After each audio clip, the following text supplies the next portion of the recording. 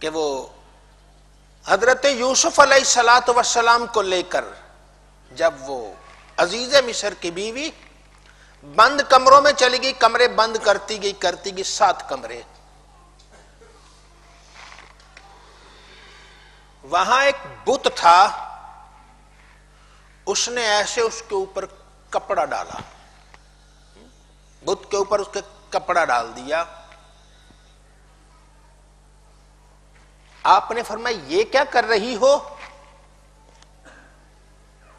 اس نے کہا میں تجھے کسی بدی کی دعوت دینے لگی ہوں، لیکن یہ میرا خدا ہے، میں اس پر کپڑا ڈال رہی ہوں۔ آپ نے فرمایا تو اس خدا پر کپڑا ڈالتی ہے، میرا خدا تو ساری کائنات کا خدا ہے، وہ تو ہر جگہ دیکھتا ہے، میں تیرے دام میں نہیں آ سکتا۔ اب ہر آدمی تو یوسف نہیں ہوتا نا، کوئی آدمی کہے جی میں تو جی یوسف ہی ہوں، تو یہ تو بڑا مشکل بات ہے، تنہائی کے اندر بڑے بڑے پھسل جاتے ہیں۔ یہ اللہ رب العزت کے محض فضل ہو، محض کرم ہو تو تب انسان بچتا ہے۔ حضرت یوسف علیہ السلام دوڑتے ہیں، جیسے دوڑتے ہیں دروازے خود بخود کھلنا شروع ہو جاتے ہیں۔ تو ایمان والے میں جب قوت ایمانی ہوگی، اللہ رب العزت اس کے ایمان کو قوت دے گا، جب وہ کسی جگہ سے نکلنا چاہے گا رکاوٹیں خود بخود ختم ہو جائیں گی۔ اس کے دین و ایمان کا محافظ اللہ ذوالجلال ہے۔ آئیے اللہ رب العزت کی ذات پر بھروسہ کرتے ہیں، رب تعالیٰ پر توکل کرتے ہیں۔ اللہ کی ذات پہ بھروسہ کرنے والا، رب تعالیٰ کی ذات پہ توکل کرنے والا سرخرو ہوا کرتا ہے۔ تو آئیے ذات الہی پر توکل کرتے ہیں، اللہ کی ذات پہ توکل کرتے ہیں، ہمیشہ اللہ تعالیٰ کی ذات کو مد نظر رکھتے ہیں۔ وہ کیا کہا گیا؟ ہمارا خدا اللہ کہاں ہے؟ اللہ وہاں ہے جہاں کہاں وہاں نہیں ہے۔ یہ مکان یہ انسان کا ہوتا ہے نا، مخلوق کا ہے، خالق تو مقام، جو مقام سماج ہے وہ خالق کیسا؟ بہرحال تو ہمیں کہا گیا جب نماز پڑھو اللہ اکبر کہو تو توجہ سے پڑھو، اور کہتے اگر کسی نے تھوکنا بھی ہو تو وہ سامنے نہ تھوکے۔ کیوں؟ اس وجہ سے کہ اللہ رب العزت اس کے سامنے ہے۔ حدیث پاک کے میں آپ کو ترجمہ آپ نے پڑھی پیچھے، اللہ رب العزت اس سے سامنے۔ سامنے سے کیا مراد ہے اس بہتر ہی جانتا ہے وہ خالق وہ مالک، اس کی کیا مراد ہے۔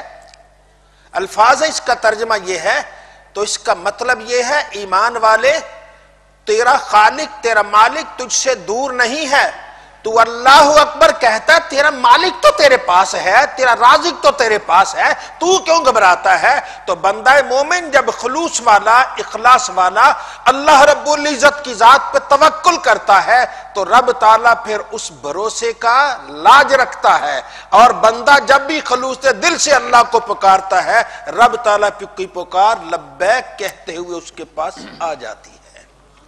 کتنے ایسے لوگ جب انہوں نے مشکل وقت میں اپنے اللہ کو یاد کیا، اپنے خالق کو یاد کیا، تو خالق و مالک نے اس کی مشکل کو آسان کر دیا۔ کتنے ایسے لوگ تھے جب بھی کسی مشکل وقت میں اپنے خالق کو اپنے مالک کو اپنے رازق کو یاد کیا تو اللہ تعالیٰ کو یاد کرنے والا، اللہ پہ توکل کرنے والا وہ خالی نہیں رہا، رب تعالیٰ کی مدد آ جاتی ہے، اللہ رب العزت کی مدد آتی ہے۔ تو اللہ رب العزت کی امداد بندہ مومن کو آ جاتی ہے۔ بندہ ذرا اللہ کا بندہ تو بنے، ہم بندے کسی اور کے ہوں، غلامی کسی اور کی کریں، دشمن خدا شیطان سے ہمارا گہرا تعلق ہو، پھر کہیں جی اللہ ہماری سنتا نہیں، یہ بات نہیں ہے، اس پر نہیں حیران ہونا اللہ نہیں سنتا، بلکہ اس بات پہ حیران کہ ہمارے اتنے کرتوتوں کے باوجود پھر بھی وہ ہماری سن لیتا ہے۔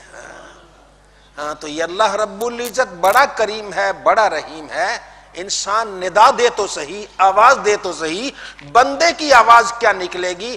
اللہ رب العزت کی رحمت لبیک کہتے ہوئے اسے اپنے سینے سے لگا لیتی ہے۔ تو آئیے اللہ کی ذات پر توکل کرتے ہیں، رب تعالیٰ کی ذات پر بھروسہ کرتے ہیں۔ تنہا آدمی شیطان کا ساتھی ہے اور دو آدمیوں سے شیطان دور ہو جاتا ہے، تو جس کے ساتھ ہی اللہ تعالیٰ کی رحمت اور اس کے کرم والے فرشتے ہوں اسے شیطان کا کیا ڈر ہے؟ تو آئیے رحمان سے دوستی کرتے ہیں، خدائے رحمان سے دوستی کرنے والا شیطان کے شکنجوں سے دور، بہت دور رہتا ہے۔ چلیں، شیطان کا انسان کو چھونا برائی کا وعدہ ہے اور حق کو جھٹلانا ہے۔ ایسی صورت میں مومن اعوذ باللہ من الشیطان الرجیم پڑھے۔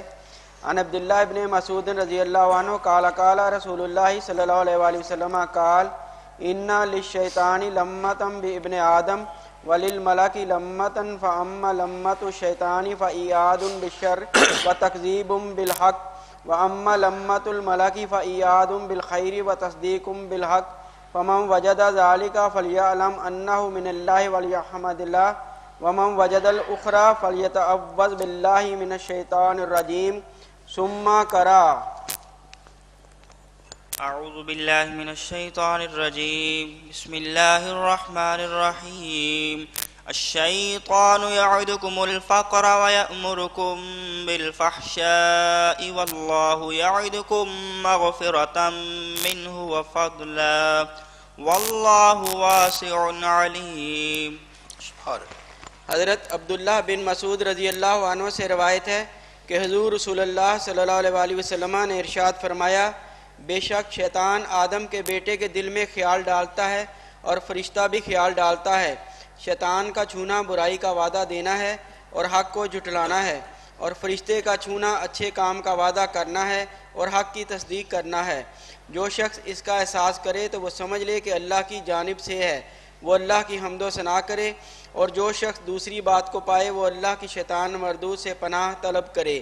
پھر حضور صلی اللہ علیہ وآلہ وسلم نے قرآن پاک کی یہ آیت تلاوت فرمائی، الشیطان یعدکم الفقر ویأمرکم بالفحشاء واللہ یعدکم مغفرة منہ وفضلا واللہ واسع علیم۔ شیطان ڈراتا ہے تمہیں تنگ دستی سے اور حکم کرتا ہے تم کو بے حیائی کا، اور اللہ تعالیٰ وعدہ فرماتا ہے تم سے اپنی بخشش کا اور فضل کا، اور اللہ بڑی وسعت والا سب کچھ جاننے والا ہے۔ حضور نبی کریم صلی اللہ علیہ وسلم کا ارشاد ہے کہ بندے کے دل میں شیطان بھی خیال ڈالتا ہے اور فرشتہ بھی خیال ڈالتا ہے۔ شیطان چھوتا ہے تو برا خیال آتا ہے، فرشتہ چھوتا ہے تو اچھا خیال آتا ہے۔ اب آپ بیٹھے ہوئے ہیں، اچانک آپ کو خیال آیا کہ قرآن کریم پڑھنا چاہیے، تو یہ ایسے ہی خیال نہیں آیا، فرشتہ کہہ رہا ہے کر لو یار کر لو، ساتھ ہاتھ لو یار کر لو۔ آپ بیٹھے ہوئے، اچانک آپ کو خیال آتا ہے یار نیند تو آ نہیں رہی، تو چلو میں کوئی تسبیح ہی پڑھ لوں، اللہ کا ذکر کر لوں۔ فرشتہ ہاتھ لگا رہا ہے، کہہ رہا ہے کر لو کر لو۔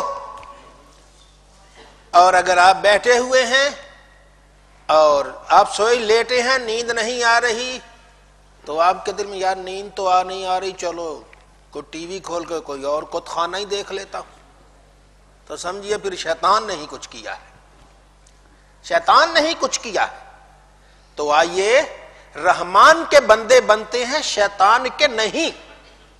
اللہ رب العزت کی طرف سے اگر ایسا کرم ہو جائے کہ بندے کو تسبیح کی توفیق ملے تو اللہ تعالیٰ کا شکر کرنا چاہیے، اللہ تعالیٰ کا شکر کرنا چاہیے۔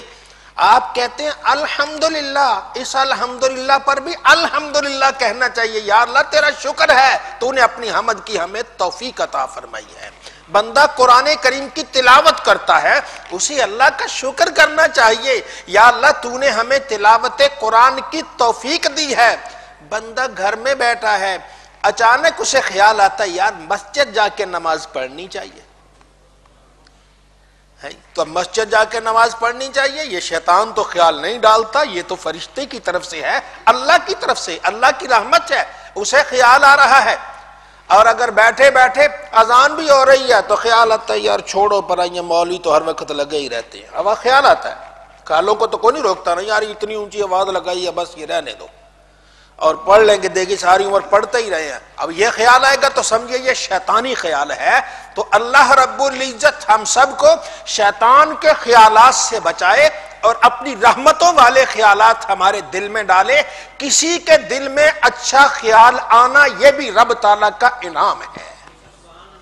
کوئی بیٹھے بیٹھے اچھا خیال آ جاتا ہے, اس اچھے خیال پہ کیا ہوگا؟ اللہ کی طرف سے انعام ہے, رب کا کرم ہے, رب کی رحمت ہے. وہ آئیے اللہ کی رحمتیں لیتے ہیں, رب تعالیٰ کے فضل و کرم کے سوالی بنتے ہیں, خیر کے طلبگار بنتے ہیں. یہ اللہ کی طرف سے انعام ہے. اور اگر برا خیال آتا ہے تو پھر شیطان ہے. تو اللہ تعالیٰ سے اللہ تعالیٰ کی پناہ و حفاظت مانگنی, یا اللہ اپنی حفاظت میں لے لے, اپنی پناہ میں لے لے, شیطان مردود کے شر سے لے لے, اس سے بچا لے ہمیں. تو بندہ مومن کو تو اللہ تعالیٰ کی بارگاہ میں عرض کرتے جانا چاہیے. اگر شیطانی خیال آ جائے تو رو لینا چاہیے, یا اللہ یہ کیا ہے. اس وقت کچھ لوگ ہیں, آپ تصور کیجئے آپ کو سحری کے وقت کوئی غلط خیال آتا ہے, شیطان ڈال سکتا ہے. تو غلط خیال آئے تو 2 آنسو ہی بہا لیجئے, یا اللہ کتنے لوگ ہیں اٹھ کے بستر سے مصلے پہ آ گئے, مجھے برے ہی خیال آ رہے ہیں. شاید وہ وقت قبولیت کا ہو, اللہ کی رحمت کا وقت ہو, رب تعالیٰ دل پھیر دے. وہ تو اللہ تعالیٰ کریم ہے, وہ رحیم ہے, وہ تو دلوں کو پھیرتا ہے. تو آئیے اللہ رب العزت سے دعا مانگنی ہے, یا اللہ ہمیں نیک اعمال کی توفیق عطا فرما اور نیک خیالات کی طرف ہمیں چلنے کی سعادت عطا فرما. نیک خیال ویسے ہی نہیں آتا, فرشتہ ہاتھ لگاتا ہے, فرشتہ ہاتھ لگاتا ہے. کہتے ہیں لیلۃ القدر میں بندہ بیٹھے بیٹھے اچانک اس کے آنسو جاری ہو جائیں, ایسے ہی نہیں جاری ہوتے, فرشتہ مصافحہ کر رہا ہے, فرشتہ مصافحہ کرتا ہے. فرشتے کے مصافحہ کرنے سے رقت طاری ہو جاتی, آنسو جاری ہو جاتے ہیں. اور بعض تو ایسے لوگ ہیں نا, وہ بعض کی طبیعت ذرا وہ شغل والی ہوتی ہے, وہ ہنسی مذاق والی ہوتی ہے. میں نے کچھ عرصہ قبل, پتہ نہیں کتنا عرصہ, کہیں یہ بات بیان کی کہ یہ ایسا لیلۃ القدر میں اگر فرشتہ ہاتھ لگائے تو انسان پہ رقت طاری ہو جاتی. وہ کہتا جی فلاں آدمی تو پھر فرشتے جفی پالی لگ دی, بھائی اتنا ہی رو رہا تھا. تو یہ قسمت ہے, ہنسنا تو نہیں, رونا قسمت کی بات ہے, رونا قسمت کی بات ہے. تو اللہ تعالیٰ سے رونے والی آنکھ مانگتے ہیں. کہتے مانگنی ہے تو اللہ سے رونے والی آنکھ مانگیے.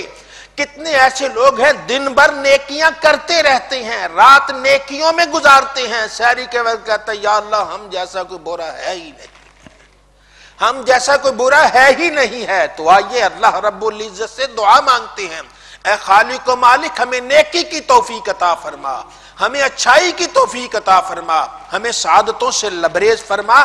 تو شیطان اس کا وعدہ ہے فقر کا, اور شیطان کا یہ وعدہ فقر کا کیسے کہتا ہے؟ اگر آپ کو 10 روپے مسجد میں دے رہے ہیں, کس جگہ دے رہے ہیں, اور شیطان کا کہا جا جا پیسے کٹ رہے ہیں, کنگال کتنے روز دیتا رہے گا 10 روپے.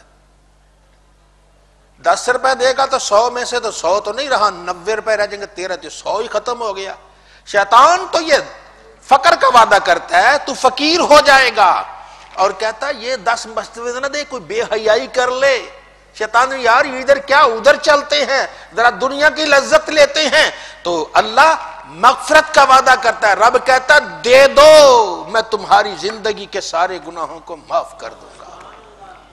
تو آئیے نیکی کرتی ہیں, کوئی بھی نیکی قبول ہو سکتی ہے, کوئی بھی نیکی اللہ کی بارگاہ میں قبول ہو جائے تو رب زندگی کے سارے گناہوں کو معاف کر دیتا ہے. اور پھر اللہ تعالیٰ فضل بھی عطا فرماتا ہے. اللہ تعالیٰ وسیع اور علم والا ہے. اللہ تعالیٰ ہم سب کو اپنے ارشادات کے مطابق اور اپنے نبی صلی اللہ علیہ وسلم کی تعلیمات کے مطابق زندگی گزارنے کی توفیق عطا فرمائے. جی چلیں جی.